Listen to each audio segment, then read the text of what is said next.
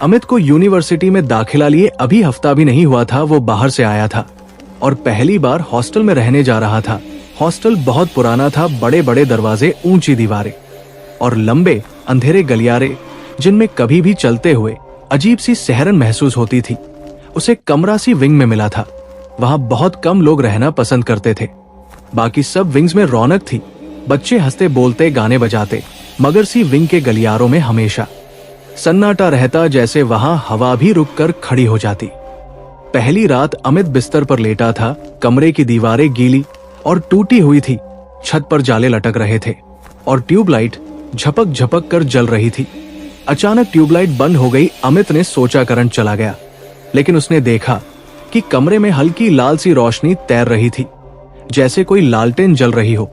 उसने खिड़की से बाहर झांक कर देखा तो अंधेरा ही अंधेरा था, मगर आवाजें कानों में गूंजने लगी। धीरे धीरे कोई कह रहा था, यहां मत रहो, यहां मत रहो। अमित का दिल जोर से धड़कने लगा। वो डर गया, मगर खुद को समझाया कि ये सब थकान का असर है। अगले दिन उसने मेस में अपने सीनियर से ये बात बताई। सीनियर ने सुनकर बस मुस्कुरा दिया और बोला, सी विंग में कभी अकेले मत सोना, और बिना कुछ और कहे चला गया। अमित को ये बात अजीब लगी, मगर उसने फिर सोच लिया कि लोग डर फैलाने के लिए ऐसी बातें करते हैं। दिन बीतते गए, मगर कमरे का माहौल और भारी होता गया। रात में अजीब सी दस्तक सुनाई देती, कभी दरवाजा चरमराता, कभी खिड़की अपने आप खुल जाती, कभी बिस्तर हिलने लगता। अमित ने सोचा हवा होगी, लेकिन मन के अंदर डर बैठता जा रहा था। एक रात तो हद हो गई, अलमारी अपने आप खुल गई। उसने देखा कि अंदर एक पुरानी फटी हुई डायरी रखी थी, जिसका कवर खून जैसे धब्बों से भरा था। उसने डरते डरते डायरी उठाई और पन्ने पलटने लगा। उसमें लिखा था, हम 4 दोस्त थे, हमेशा साथ रहते थे, मगर 3 मर चुके हैं और अब मैं अकेला बचा हूं। लेकिन मुझे पता है कि वे मुझे भी नहीं छोड़ेंगे, और जो भी इस कमरे में आएगा वो बच नहीं पाएगा।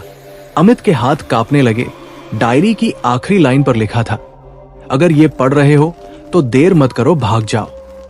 अमित पूरी रात जागता रहा। सुबह तक उसका दिमाग उलझ गया था। वो सोच रहा था कि ये सब मजाक है या सच, मगर उसी रात जब उसने आंखें बंद की तो उसे सपना आया। सपने में उसने देखा कि कमरे में 4 लड़के खड़े हैं। 3 के चेहरे सड़े गले हैं, उनकी आंखें खाली गड्ढों जैसी, और चौथा बिल्कुल अमित जैसा दिख रहा था। वही कपड़े, वही चेहरा, वही आवाज। वो चौथा लड़का आगे बढ़ा और बोला, अभी तक समझा नहीं, हम 4 थे, अब 5वां चाहिए। अमित नींद से चीख कर उठा, लेकिन जागने के बाद भी वे चारों कमरे में खड़े थे। वो बिस्तर से उतर नहीं वाला था कि उनमें से एक उसके करीब आ गया। अमित की सांस अटकने लगी, उसकी आंखें फटी की फटी रह गई। अगली सुबह जब हॉस्टल का गेट खोला गया तो वार्डन ने देखा किसी विंग का कमरा खाली पड़ा है। न अमित था, न उसका सामान, बिस्तर, अलमारी, सब गायब था। कमरे में सिर्फ एक चीज पड़ी थी, वही पुरानी डायरी। वार्डन ने कांपते हाथों से डायरी उठाई और आखिरी पन्ना खोला, जहां नई लाइन लिखी हुई थी, अब हम 5 हो गए हैं। वार्डन का चेहरा सफेद पड़ गया। वो डायरी तुरंत बंद करके भागा और फिर कभी उस कमरे का ताला नहीं खुलवाया गया। आज भी हॉस्टल के नए लड़कों को यही कहा जाता है, किसी विंग में मत जाना, वहां अब भी 5 परछाइयां घूमती है और इंतजार करती है कि कब अगला अकेला लड़का वहां आए और उनकी गिनती बढ़कर 6 हो जाए।